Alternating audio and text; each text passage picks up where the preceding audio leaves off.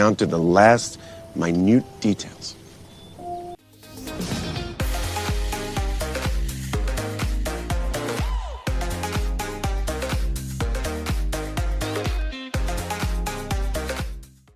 You know, we have to start the month on a hilarious note so that you casually forget about the fact that we missed a MATLAB KUCH segment in the month of October. All of us would not like to admit it in public, but we have a void that needs to be filled with the most uncomfortable, crude, and sometimes unintentionally funny sequences. Before I even get to the video, I want to talk about a phenomenon on social media that really frustrates me, and it is the late blooming critique of films and the poor labeling of genuine analysis as hate or pandering to the masses. For those who are confused in what I'm talking about, let me make this clear. Ever since Lal Singh Chaddha dropped on Netflix, there was a barrage of statements on how they absolutely loved the film and how a film like this does not deserve to fail at the box office. While loving a film is a subjective experience, the statements further would expand on how the initial criticism was all fueled by hate and pandered to the masses that called for the boycott of the film and Aamir Khan. Completely ignoring the jarring tonality with which Aamir approached the role of Lal through most of the running time of the film, and how the creative route taken with the Pakistani militant becoming a millionaire undetected in India adversely impacted the viewer's experience. This notion that the criticism of Lal Singh Chaddha was unwarranted and only pandered to the boycott gang is too simplistic and labels everyone who tried to present an unbiased take when the debate was as hot as ever as clouded in their judgment.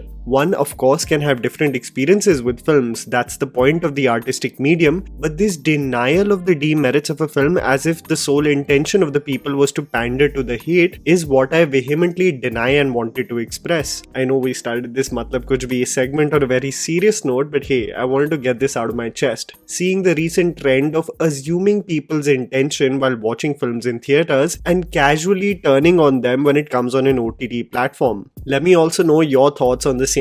Without further ado, to simply entertain and make you have a laugh, let's get into our monthly episode of Cringe that we all inherently love. So here are 5 shocking Indian movie scenes or dialogues you won't believe exist. Magudam and Rajakumaran. The casual case of racism and fat-shaming past office comedy is a regular feature in most films across languages, and I think Tamil cinema really has had a recurring theme of dark-skinned women being shamed for their looks. The most infamous case of the same being the Angavai and Sangavai duo in Shivaji, girls being propped up for marriage like cattle only to be ridiculed in public. While many may believe that this is a phenomenon of the 2000s, it's actually decades of the same trope constantly being spewed. A film titled Magudam in 1992 showcases a man expecting Sri Devi to prop up as his wife as he sits in the mandap. ये लोग भूखे भेड़िए की तरह ऐसे देख रहे हैं जैसे फोटो का ही रेप कर डालेंगे. लड़की यहाँ सुरक्षित नहीं है.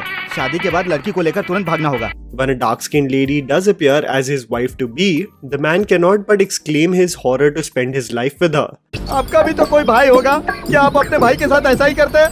इसका मुंह तो देखिए भाई, होटल में डोसा बनाने वाले तवे की तरह है. While the woman looks down, tight-lipped, shy and coy, she is only ridiculed for her appearance and how she's not worthy to be his wife. चाहता हूँ कि आप मेरी बहन को जरा प्यार से देखें। तेरी बहन खुद को नहीं देख पाएगी, इतनी काली है, मैं कैसे देख सकता हूँ? मेरा आशीर्वाद तुम्हारे साथ है, सदा सुंदर रहना।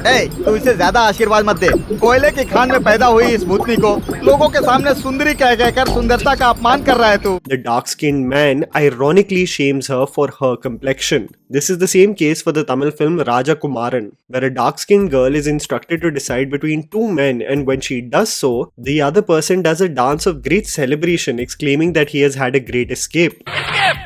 Great escape!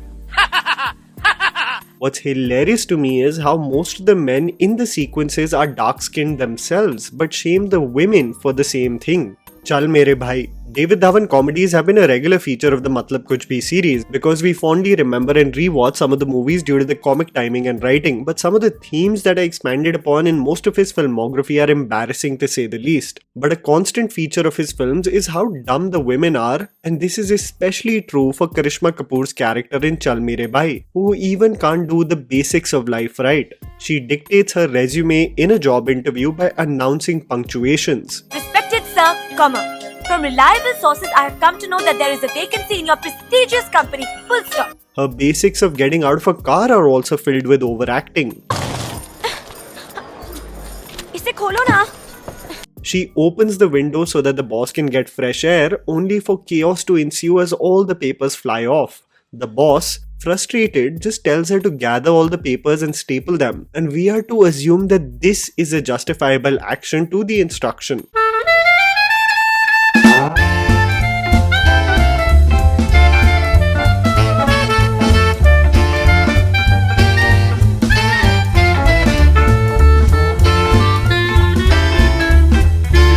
Nothing beats, however, her fielding skills that would even put the Indian cricket team to shame. Yeah, come on, come on. Catch.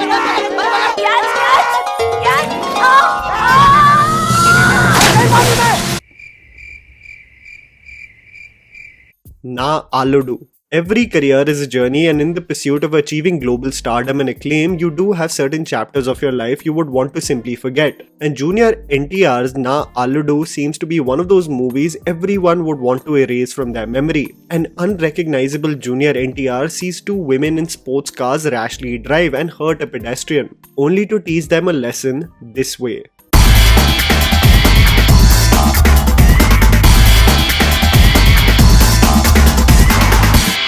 Both Genelia and Shreya Saran are the daughters of a rich industrialist played by Ramya Krishnan, and Junior NTR makes up his mind to make one of the daughters fall in love with him. Both the girls remind Junior NTR of how he's poor and not worthy of their love. Shreya embarrasses him in public for the same, and the hero has the best solution, of course, to her rejection when she instructs her to-be husband to hit him.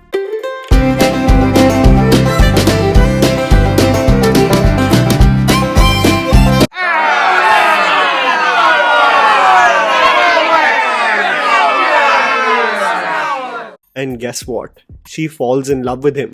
So, case in point, forcefully kiss the girl who rejects your advances and she'll just through your magical touch fall head over heels for you. The worst case is of moral lessons thrown out in this film. Junior NTR pretending to be another person, Mohan, saves Shreya from goons, only to give her a bhashan about Sanskriti when she says she has a boyfriend. Hilariously doing the same only after slapping her.